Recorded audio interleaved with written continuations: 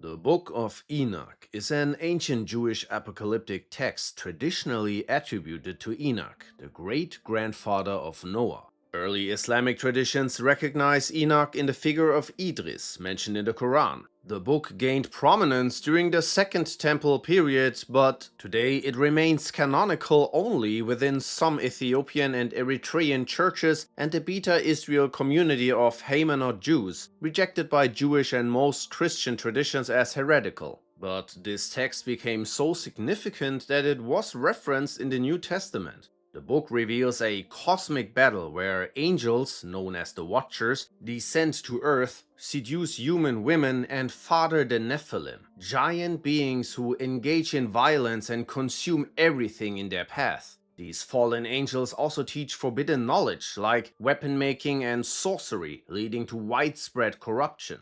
God, noticing the world's corruption, sends archangels to deal with the situation, including warning Noah of the flood. Enoch himself serves as a prophet, warning the Watchers of their coming judgment. The remaining sections of the book shift toward prophecy and visions, final judgment, salvation, and resurrection.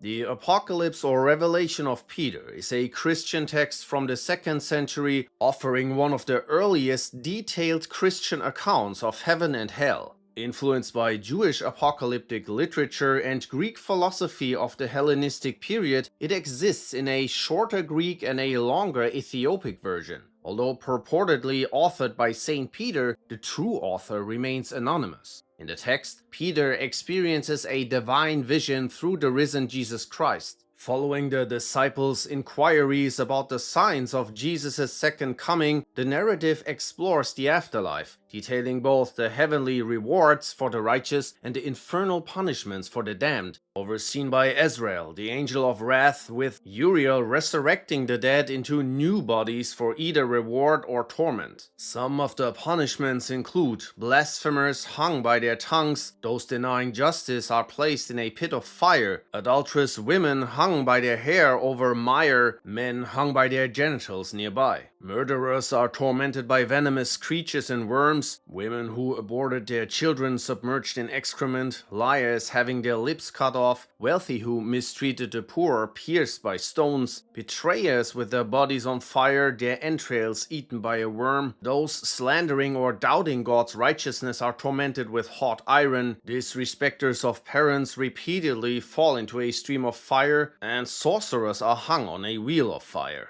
These graphical descriptions were the main reason for the ban on this text. At one point of the narrative, those in torment plead for mercy, but an angel informs them that it is too late for repentance. In contrast, heaven in the Apocalypse of Peter is described as a place of beauty, where the righteous have milky white skin, curly hair, and wear luminous clothing like the angels, amidst everlasting flowers and spices. The Infancy Gospel of Thomas, dating from the mid to late 2nd century AD, recounts the childhood of Jesus from ages 5 to 12. Its author is unknown, though some hint at it being Judas Thomas, also known as Thomas the Apostle, thought by some to be a brother of Jesus. Whether originally written in Greek or Syriac remains unclear. Irenaeus of Lyon first cited it around 180 AD, dismissing it as spurious and heretical, a view shared by many early Christian writers. This text isn't truly a gospel, but might serve as an appendage to the Gospel of Luke, or as a standalone narrative linked to the canonical texts. In the narrative, Jesus animates clay birds, a miracle also mentioned in the Quran and Jewish medieval literature. However, he also curses children, leading to their deaths, and blinds people. These acts are later reversed as Jesus learns to use his powers for good, resurrecting the dead, healing injuries, and even performing miracles like carrying water on cloth or stretching wood for his father's carpentry work. The story concludes with the temple incident from Luke, where Jesus, at the age of 12, imparts wisdom to the teachers there.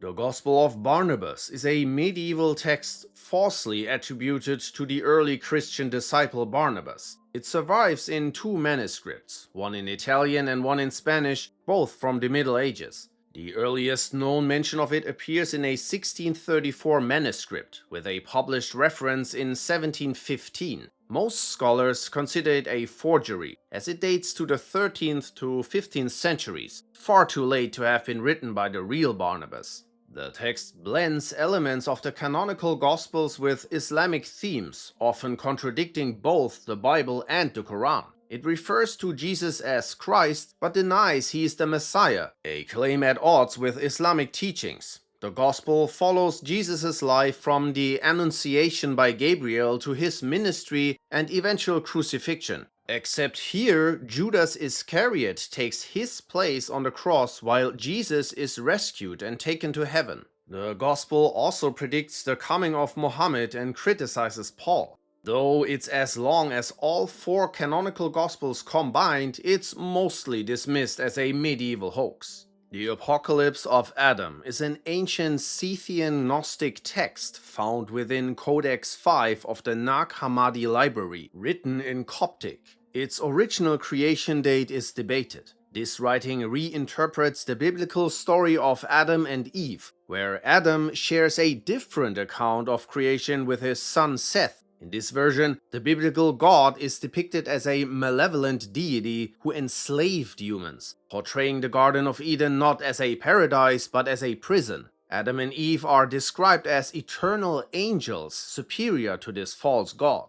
The text delves into Gnostic beliefs, highlighting the dichotomy between the true divine mind and the material world's ruler, whom they call Sakla. According to the narrative, humans were trapped in physical bodies to prevent them from recognizing their divine nature. The trees in Eden symbolize different existential paths. The tree of life leads to base desires, while the tree of knowledge offers enlightenment, with the serpent's role reinterpreted as a guide towards this higher understanding. The story progresses to the flood, where Sakla attempts to destroy all flesh, except for those on Noah's Ark. After the flood, Sakla gives dominion over the earth to Noah's sons, who establish kingdoms. However, those who possess knowledge from the eternal realms resist Sakla's rule, leading to further divine interventions. Light clouds descend on earth, and angels like Abrasax, Sablo, and Gamaliel save the enlightened ones to live as angels in eternal realms. The Gospel of Judas is a Gnostic text from the 2nd century featuring conversations between Jesus and Judas Iscariot.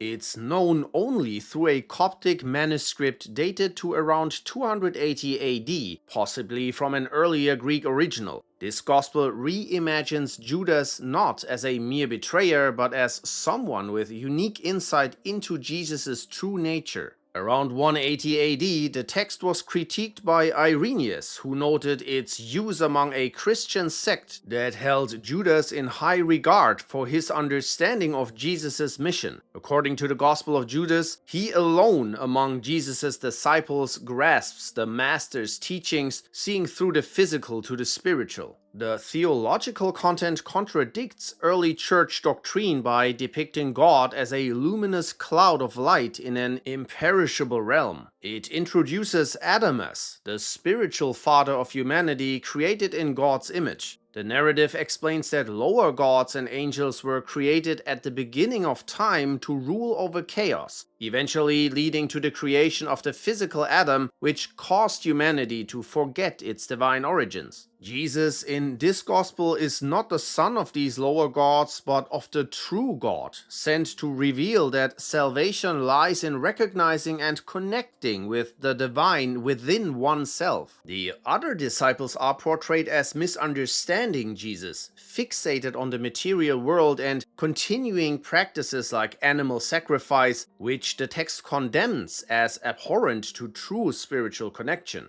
A dual nature of humanity is emphasized. Those with an immortal soul, like Judas, can achieve salvation by knowing the inner God, while others, like the 11 disciples, are bound to the physical and spiritual death. The text further delves into cosmology, critiquing traditional Christian rituals and beliefs, particularly the resurrection and communion, presenting them as misguided. The Apocryphon of John is a 2nd century Scythian Gnostic text presented as a revelation from Jesus to John the Apostle post-resurrection, offering secret knowledge. 4 Coptic manuscripts from the 3rd and 5th centuries survive, indicating its popularity among early Christian readers in Egypt. The text might even predate Christianity, with the earliest reference from Irenaeus around 180 AD. Authorship is uncertain, but the sophisticated content suggests an origin from a well-educated, possibly Alexandrian context. The narrative begins with John mourning after Jesus' crucifixion. Jesus appears to him, banishing his fears, and shares a cosmological story about the monad,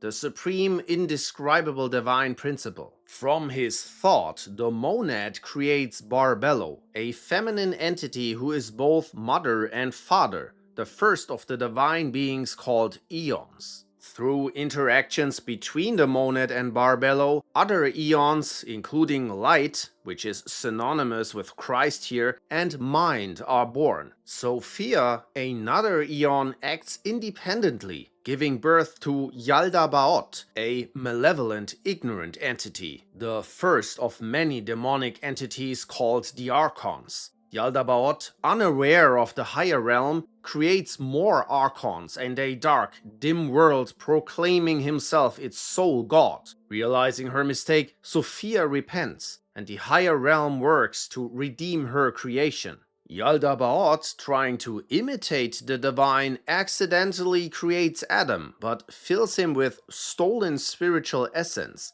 To get it back, the higher beings trick Yaldabaoth into breathing more of it into Adam, awakening him. Seeing the superiority of the now animate Adam, the Archons regret their creation and place him in the Garden of Eden, a trap filled with sin and ignorance, but Christ causes Adam to eat from the tree of knowledge, symbolizing enlightenment in this narrative. Eve, sent to aid Adam, further frees him from Yaldabaoth's control. Yaldabaoth then tries to regain control over the light by introducing human reproduction. His plan is to fill new human bodies with a fake spirit that keeps people ignorant of their true nature. This deception traps humanity under his control, causing confusion and earthly evil. As a result, people live and die without ever discovering the truth. Christ then reveals that salvation is for those who awaken the true spirit, while the ignorant remain doomed. His role is to bring light into this prison world, waking souls and sealing the enlightened ones in divine knowledge.